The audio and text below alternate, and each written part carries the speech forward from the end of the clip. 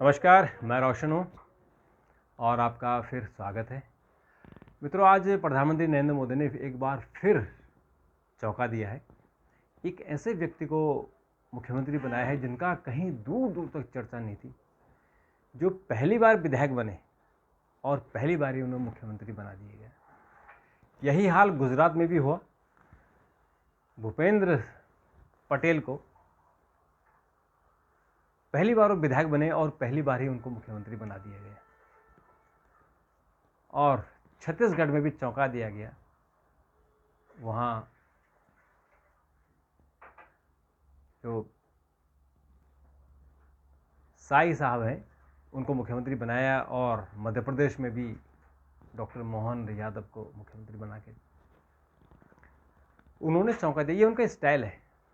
और आज जिस तरह से राजस्थान में हुआ, वसुंधरा राजे जो यहाँ दिल्ली में आई थी मिलने के लिए, और जेपी नड्डा ने उन्हें बिल्कुल मना कर दिया था कि आपके बारे में निर्णय हो गया कि अब किसी और को मौका दीजिए, अब 2 बार आपको मुख्यमंत्री बनाया जा चुका है। और उसके बाद वसुंधरा गृह मंत्री अमित शाह से मिली और उन्होंने कहा कि मुझे आखिरी मौका है, मेरे लिए ही एक मौका मुझे और दीजिए, चाहे साल भर 6 महीने के लिए आप सीएम बनाएं, लेकिन बना दीजिए। तो अमित शाह ने कहा कि ठीक है, हम प्रधानमंत्री से बात करेंगे, आप जाइए और मीटिंगों में हिस्सा लीजिए। और आज जब मीटिंग हुई तो राजनाथ सिंह जो गृह मंत्री हैं और पर्यवेक्षक रहे, उन्होंने पर्ची उन्हें पकड़ा दी और एक फॉर्मेलिटी के लिए मीटिंग बुलाई। उन्होंने कहा कि पर्ची आप पढ़कर सुना दो। तो वो सन रह गए। उनका चेहरा, अगर आपने वीडियो देखा है तो जब भाजपा विधायक दल की बैठक हुई और जनगण मन से शुरुआत हुई तो उनका चेहरा, बस आंसू ही नहीं निकल रहे थे, उनका चेहरा सब बयां कर रहा था। बड़ी मेहनत की उन्होंने और मुख्यमंत्री की दावेदार थी, उनको बनना भी चाहिए था। ऐसे ही शिवराज सिंह चौहान को भी बनना चाहिए था, क्योंकि उन्होंने बहुत मेहनत की, रिकॉर्ड वोट से भाजपा को जिताया। लेकिन प्रधानमंत्री ने ऐसा क्यों किया? दरअसल 2 बातें हैं। एक बात तो यह कि प्रधानमंत्री अपने मूड से चलते हैं, यानी वो सबको चौंकाते हैं, ये उनका स्टाइल है। इस चौंकाने में किसी का नुकसान हो जाए इसकी परवाह नहीं करते। जितने सीनियर थे, वरिष्ठ थे, जो कई सालों की मेहनत जिन्होंने की, वो सब किनारे लगा दिए गए। जबकि उनका वरिष्ठ होना, उनका यही अपराध है कि वो वरिष्ठ हैं और उनके पीछे फॉलोइंग है। लेकिन मुझे दूसरा पहलू है, मुझे ऐसा लगता है कि प्रधानमंत्री नरेंद्र मोदी ने तीसरी पीढ़ी तैयार की है। जैसे लाल कृष्ण आडवाणी ने दूसरी पीढ़ी तैयार की थी, जिसमें प्रधानमंत्री स्वयं नरेंद्र मोदी हैं, उसमें नितिन गडकरी हैं, वसुंधरा राजे हैं, शिवराज सिंह चौहान हैं, अरुण जेटली थे, सुषमा स्वराज थी, अनंत कुमार थे। इन सबको लाल कृष्ण आडवाणी ने तैयार किया था और सेकंड जनरेशन खड़ी कर दी थी। तो अब भाजपा के सामने की थर्ड जनरेशन कहाँ है? क्योंकि अभी तो कोई दिख नहीं रहा है, अभी तो सिर्फ मोदी मोदी मोदी मोदी है। तो फिर थर्ड जनरेशन कहाँ है? तो थर्ड जनरेशन अब इन्होंने तैयार कर दी है।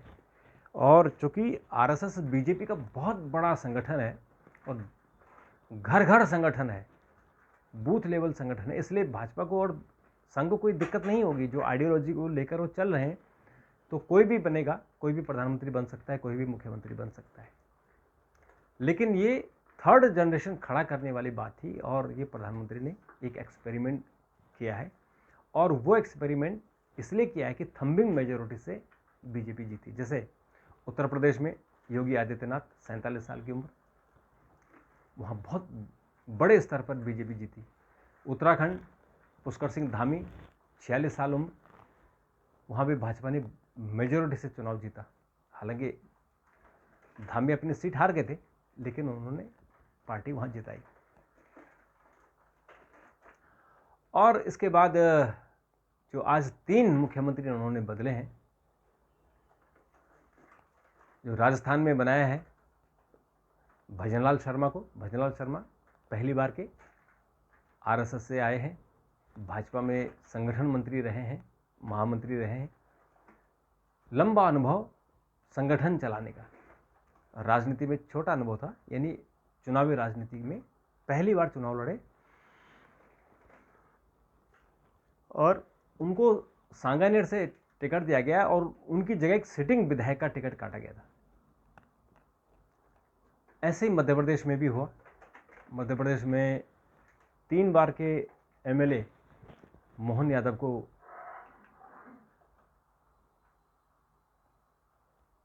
सीएम बनाया गया और इस तरह से छत्तीसगढ़ में भी जो विष्णुदेव साय हैं उनको एक आदिवासी लीडर को बनाया गया। तो यहाँ आप गणित भी देखें कि छत्तीसगढ़ में अगर आप आदिवासी सीएम बनाते हैं तो छत्तीसगढ़, झारखंड, उड़ीसा और महाराष्ट्र आपका कवर हो जाता है, क्योंकि इसमें बड़ी संख्या में आदिवासी हैं।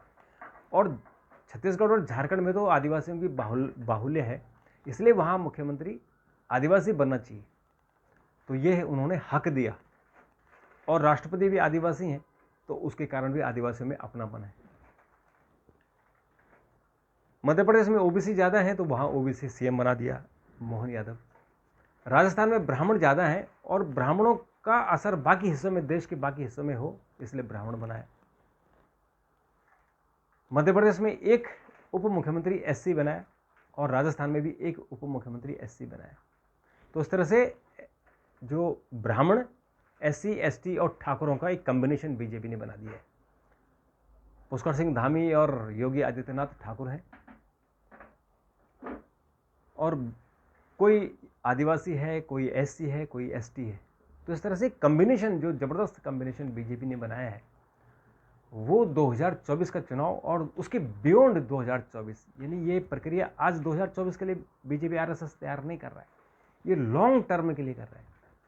तो ये 3rd जनरेशन तैयार करना था और उसके बाद अब 4th जनरेशन, इनकी जिम्मेदारी ये कि 4th जनरेशन को तैयार करें। तो 2nd जनरेशन में, 3rd जनरेशन में आपके देवेंद्र फडणवीस महाराष्ट्र में है, उनका भविष्य भी उज्जवल है। और इसी तरह से कुछ लीडर कहीं कहीं तैयार हो रहे हैं, जो इनकी 3rd और 4th जनरेशन तैयार होगी। अब उसमें ठीक है, वसुंधरा के साथ अन्याय हुआ, शिवराज सिंह चौहान के साथ अन्याय हुआ, या आप कहेंगे रमन सिंह के साथ, क्योंकि रमन सिंह तो 15 साल राज कर चुके हैं, अभी उनकी उम्र भी 70 प्लस हो गई है। और ये भी बात सही है कि एक ही व्यक्ति को बार बार क्यों मौका दिया जाए, बाकी भी तो लोहे हैं, बाकी भी तो पार्टी के लिए काम कर रहे हैं। हाँ, ये कि 2nd पर्सन को या 3rd पर्सन को बनाते तो ज़्यादा अच्छा था, आपने 4th पर्सन को बनाया, तो इसलिए बाकी जो सीनियरिटी के लोग हैं उनको थोड़ा सा लगता है कि उनका हक छीना गया है।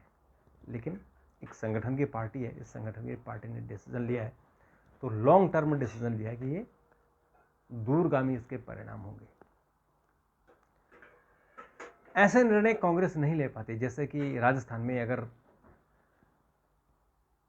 अशोक गहलोत की जगह सचिन पायलट को सीएम बना दिया जाता तो शायद कांग्रेस की बुरी गत नहीं होती, लेकिन वो बुरी गत हुई क्योंकि कांग्रेस ने डिसीजन नहीं लिया। तो कांग्रेस में भी जो झगड़ा है कि 1st जनरेशन और 2nd जनरेशन का झगड़ा है।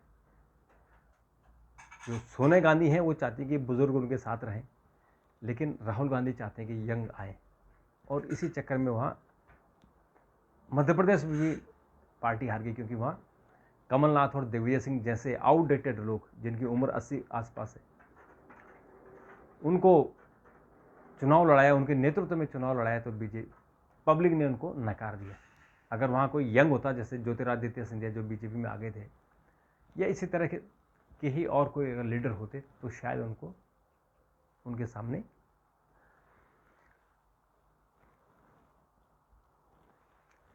जनता शायद उन पर विश्वास करती कि ये नई पीढ़ी के लोगों को मौका दे रहे। तो मित्रों, अब 2024 की तैयारियां हैं, देखते हैं कि प्रधानमंत्री नरेंद्र मोदी इसमें कितना बड़ा दिल दिखाते हैं। क्या वो 2024 में खुद प्रधानमंत्री बनेंगे, क्योंकि उनकी उम्र 74 साल हो गई है, या बीजेपी के किसी 2nd जनरेशन वाले को मौका देंगे, क्योंकि जब वो खुद 2nd जनरेशन वालों का नंबर काट रहे हैं, तो क्या वो नियम उन पर लागू होता है? क्या वो वही रूल अपने पर लागू करेंगे? या हो सकता है कि वो 2 साल प्रधानमंत्री रहें और फिर जब द्रौपदी मुर्मू का कार्यकाल खत्म हो अगले 3 साल बाद, तो फिर वो राष्ट्रपति बने। क्या पता संभव कि ये कोई नहीं जानता भविष्य के गर्त में क्या है, ये इस वक्त केवल प्रधानमंत्री मोदी ही जानते हैं और कोई नहीं जानता। बाकी कयासबाजी तो चलती रहती है, लेकिन उनके मन में क्या है ये वही जाने। लेकिन हाँ, जो वसुंधरा राजे, शिवराज सिंह चौहान या इस तरह के जो लीडर हैं वो ज़रूर पूछेंगे कि अगर उनका नंबर काटा गया है तो आपका भी नंबर काटना चाहिए, क्योंकि आपने भी पिछले 25 सालों से आप सत्ता में हैं, तो दूसरे को मौका दीजिए।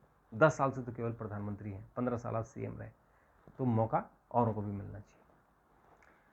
अभी के लिए इतना, फिर आपसे मुलाकात होगी। कोई आपके कमेंट हो तो ज़रूर दीजिए, मैं आगे इस पर बात करूँगा। थैंक यू, धन्यवाद, नमस्कार। चैनल को सब्सक्राइब जरूर कीजिए।